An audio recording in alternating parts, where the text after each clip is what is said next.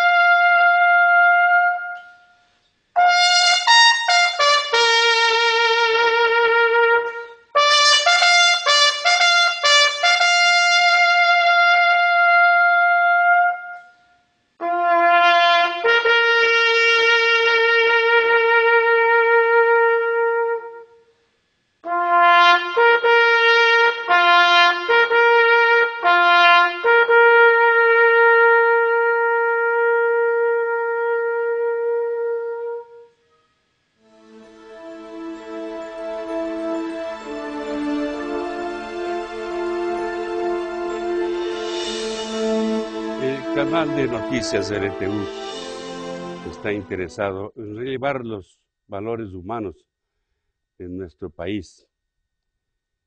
Y en esta ocasión me ha tocado un momento muy interesante de visitar la casa de un viejo amigo mío, el gran profesor Edgar Palacios.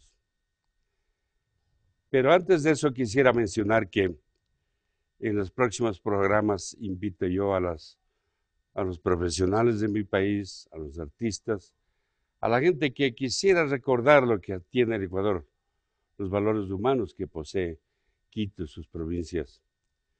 Quisiera un día, por ejemplo, tener la dicha de poder hacer una charla con un canillita, un vendedor de periódicos, con un miembro de la iglesia, de las distintas iglesias que hay en el país. Tal vez con lustrabotas, que se llama, y también con rectores de las universidades, y personajes que cada uno en su campo han dado mucho para la nación. Pero ahora me voy a dedicar a don Edgar Palacios. He leído su historia y créame que es un personaje maravilloso. Es un chico que comenzó en su tierra nativa, Loja. Desde 4 o 5 años ya era aficionado a la música. A él no le gusta que le digan que ha sido maestro de capilla, porque en esa época, como él no ha sido de la línea derechista, él más vale ha sido de la línea izquierdista, no va a querer que le digan que ha estado sirviendo a un sacerdote, cogiendo las limosnas de la iglesia de Loja. De manera que dejamos eso aparte. Vamos a comenzar, mi querido Edgar, después de darle las gracias por habernos recibido esta hermosa mansión, que vamos a conversar sobre los temas. Lo que yo sé es que este joven o este niño, Palacios, comenzó muy jovencito en Loja. Yo supe algo de él cuando yo era empresario. Me acuerdo que algún día yo tenía una grande fiesta en mi residencia de Corocoto, a donde había invitado a los toreros del mundo a una fiesta en mi casa. Y mi amigo, coronel Rafael Armijos Valdivieso, me dice: Paco, lo voy a presentar al más grande hombre de Loja. Y viniste tú con la corneta y enloqueciste tú a la gente. De manera que vamos a hablar sobre eso. Cuéntame cómo es la cosa, cómo comienzas y de qué edad comienzas tú, mi querido. Muchas gracias, mi querido Paco. Bueno, yo comencé muy niño. Yo nací en Loja, en la parroquia del Sagrario. Mi madre se llamó Julia Palacios Moreno. Mi padre se llamó Luis Emilio Rodríguez. Fuimos en la niñez muy feliz porque me gustaba la música, pero también me gustaba trabajar, me gustaba hacer todas las cosas posibles de la vida para poder llegar a ser lo que ahora he llegado a ser.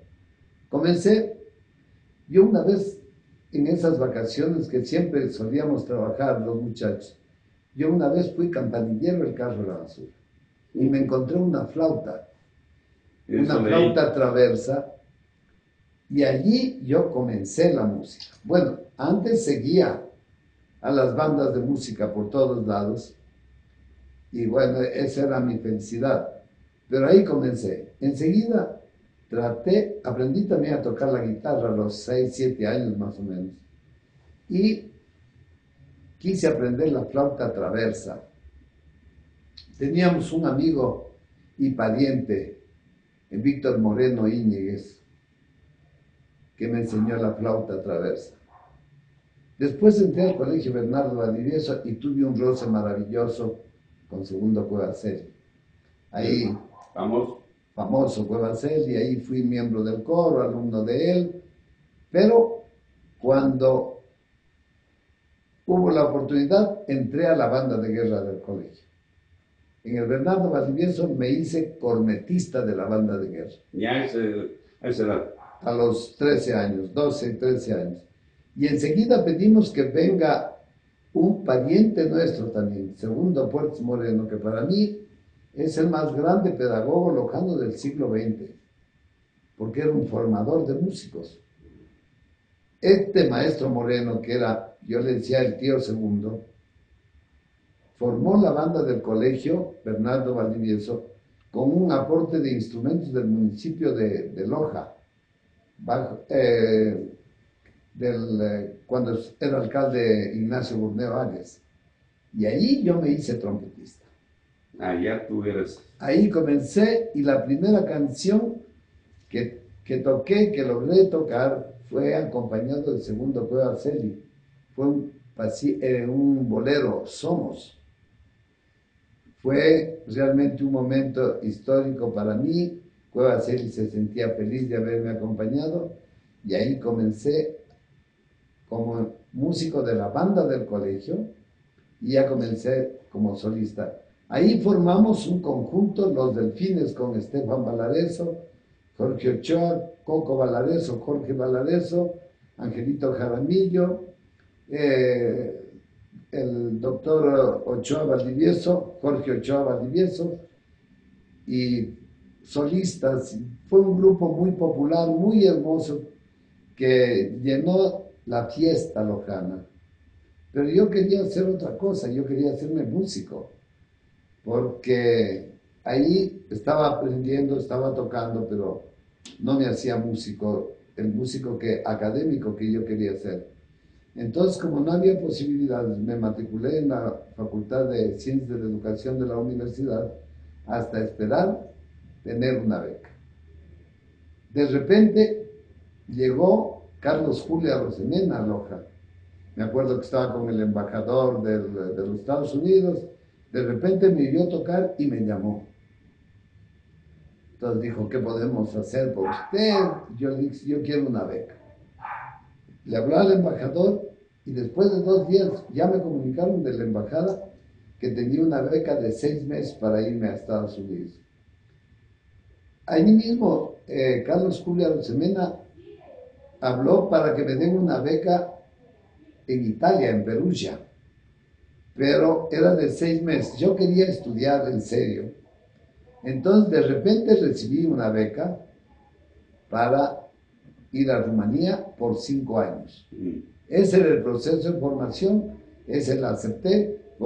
En ese entonces había la Unión Internacional de Estudiantes y estaba de funcionario de la Unión Internacional de Estudiantes en Praga, Guillermo Falconi, que fue rector de la universidad y que nos ayudó a conseguir esas becas. Claro, era por concurso de méritos y nos fuimos 3 lojanos y un guayaquileño.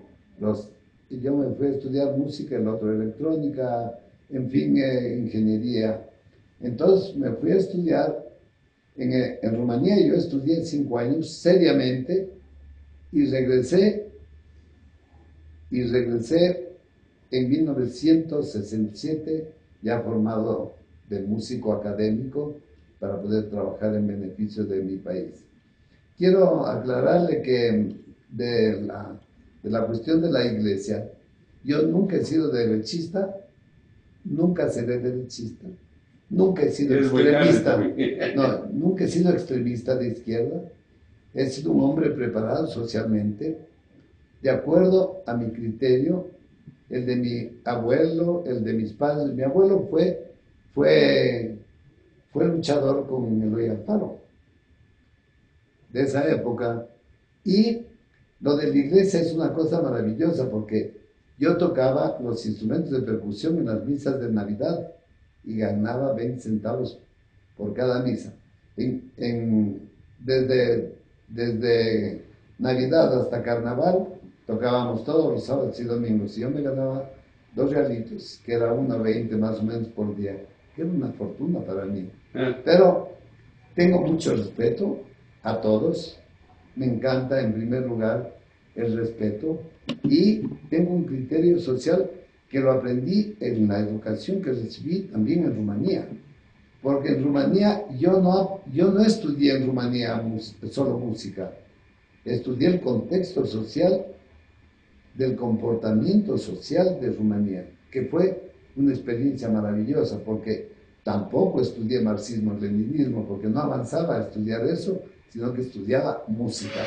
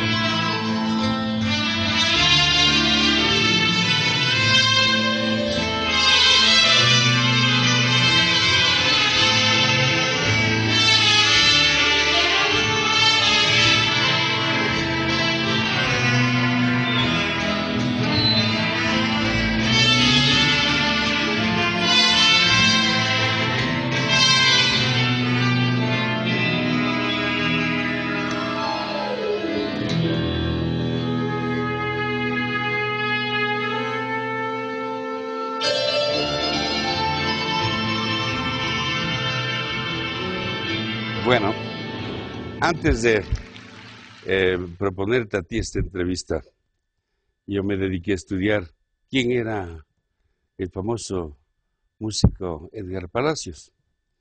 Y por eso me atreví a decir al principio que el Ecuador no conoce la verdad. Yo he visto cosas maravillosas, comentarios de gentes del Ecuador y del mundo sobre Edgar Palacios. El hecho de haber estudiado en universidades como el haber estado en Italia una parte y luego lo más interesante fue en Rumanía. Me imagino que tú habrás sido el artista de Ceausescu en su mansión tantas veces, ¿no? Teniendo tanto poder. Solo una vez en una reunión de fin de año, porque yo toqué para la televisión rumana. Yo tuve un programa, el último programa que yo hice en Rumanía fue para una audiencia aproximada de 300 millones de personas. Es decir, era para Rumanía, para Bulgaria, para Hungría, Checoslovaquia, la Unión Soviética, Mongolia, todos los países. Claro. Se presentaba con 3 presentadores en diferentes idiomas. Fue una cosa maravillosa para Edgar Palacios. Y ahí logré tocar 2 canciones ecuatorianas. Una de ellas fue Guayaquil de mis amores, que yo hice una versión de Ensueño. Entonces, y una vez me invitó, no Ceausescu, una vez llegó alguien para fin de año y me dijo el compañero Palacios, sí, aquí está, tenga la bondad, le queremos invitar, tenga la bondad de ponerse terno, llevar la trompeta. Como yo tenía el repertorio tocado con la orquesta de música ligera de Bucarest, que era una orquesta de 100 músicos. Claro. Entonces yo llegué y allí estábamos en el Consejo de Estado que quedaba en la parte trasera de la sala de conciertos de Bucarest, que era una maravilla. Y allí, bueno, fue una noche para mí espectacular, fue un privilegio, fue un honor, y por eso es que yo he mantenido los mejores recuerdos del presidente Ceausescu. Tal es el caso que tengo una condecoración del presidente Ceausescu, que es la condecoración Tudor Vladimirescu, que cuando yo llegaba a Rumanía tenía rango de ministro y me atendían muy bien. Ahora no sé, a esta edad, bueno, y también no tengo muchas pretensiones de viajar.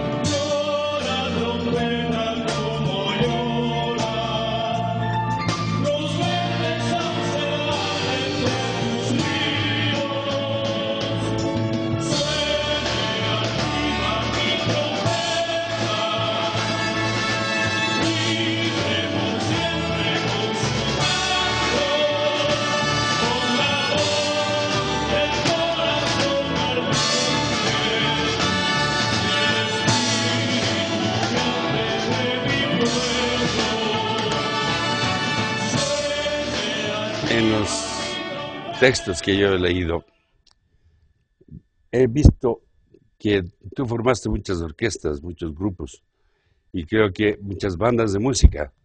Y yo entiendo que la banda, no sé cómo se llama, la de las Fuerzas Armadas, que tiene como 100... integrada.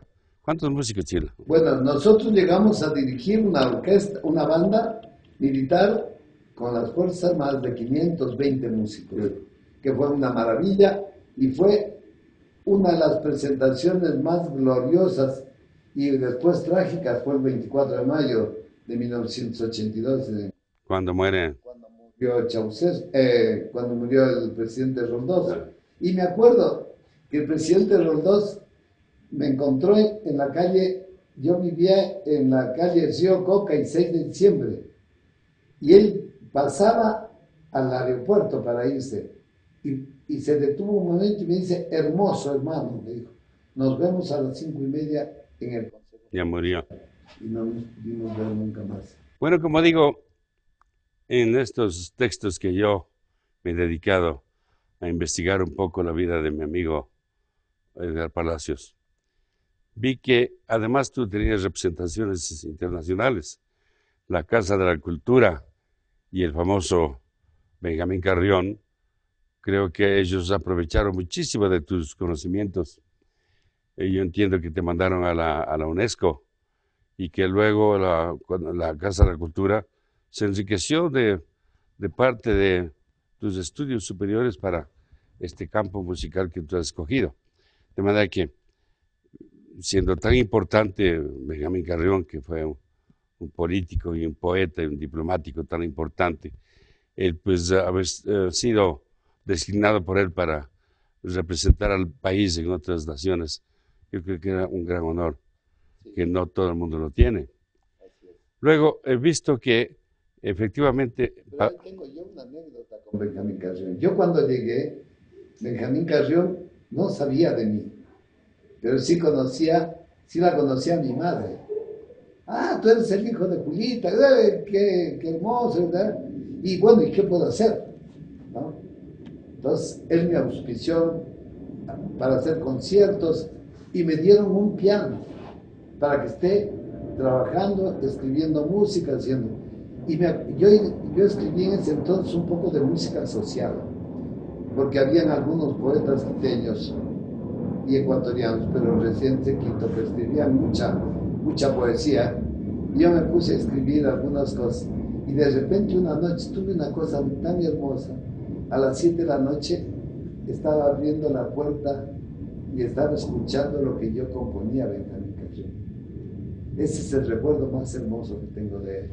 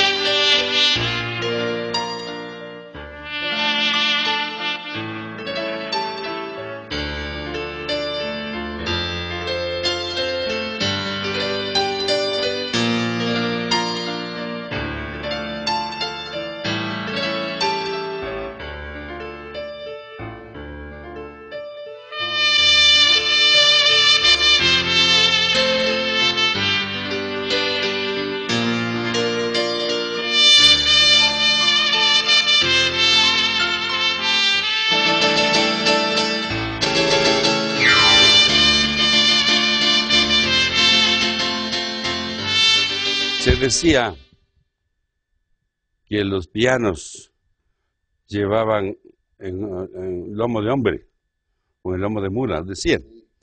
Pero de todas maneras, Loja ha sido una ciudad de mucha cultura. Y en el caso de don Emiliano Ortega Jaramillo era, ¿no? Ortega Espinosa. Los hijos eran Ortega Jaramillo, los gatos.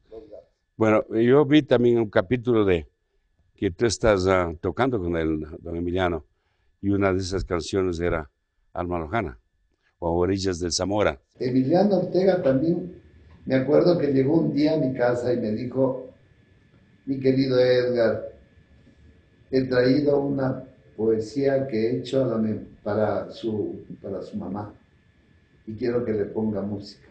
Y claro, yo tenía tanto trabajo que me estaba demorando un poco.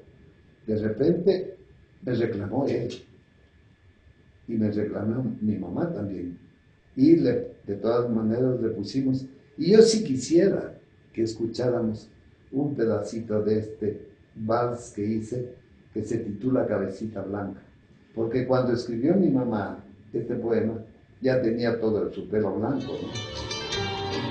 Cabecita blanca, como de veneno, me parece que mi día refleja tu alma, donde solo fluye pensamientos blancos, blancos ideales, de luz y esperanza.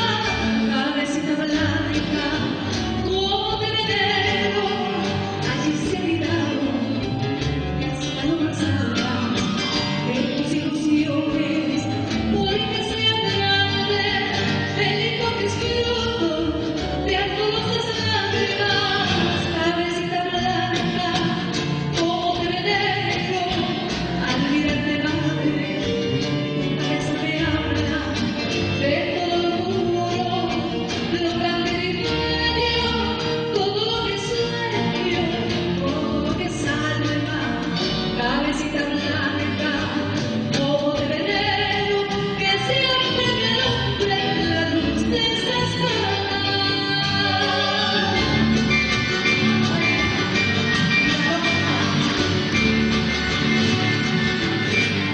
El canal generoso RTU está a través de este programa que yo conduzco y otros que tiene también la televisión, interesado en relevar estos valores humanos que no se les conoce tanto como, por ejemplo, yo en la lectura de varios libros he visto quién verdaderamente es este gran ciudadano, Edgar Palacios.